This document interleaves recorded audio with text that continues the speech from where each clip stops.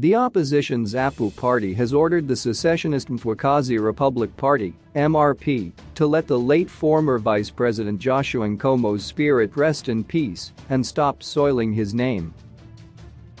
This follows MRP leader Mthwakazi Moyo's attacks on Nkomo, accusing him of turning down a chance to restore the Mthwakazi nation before independence in 1980.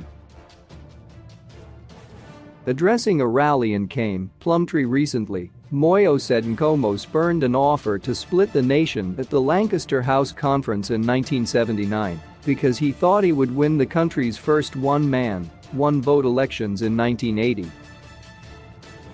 If Nkomo had agreed to that option during the talks, there was not going to be a thing called Gukurahundi. I always wonder why Nkomo took his ZPRA troops for training in Russia, Cuba, Algeria, and Egypt, only to later call for a ceasefire. This is very saddening because the late former President Robert Mugabe and his friends did their homework. It is like they were 2 steps ahead of Nkomo in terms of thinking, because immediately after he called for the ceasefire, they knew his army no longer had weapons, and they struck, Moyo said.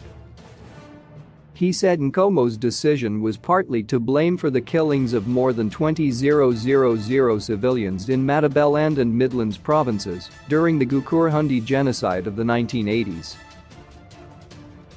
But Zapu spokesperson Mthwakazi shot back, saying opposition political parties must avoid unnecessary hostilities. "We will not let these unprovoked utterances by Mthwakazi go unchallenged. It will be a disservice to our people to allow an unprovoked display of public political malnutrition or kwashiorkern," Mthwakazi said. Firstly, Nkomo's generation understood their mission and political cause, which was to liberate Zimbabwe. After executing that task, Nkomo would be an opportunist and turncoat to then seek a 2-state solution after thousands of young men and women perished for Zimbabwe. Moyo is better advised to identify his cause and execute his mission to write his own history, instead of seeking pleasure by misrepresenting a history he doesn't understand, Mthwakazi said. The MRP is pushing for reconstitution of the Mthwakazi nation through cessation from Greater Zimbabwe.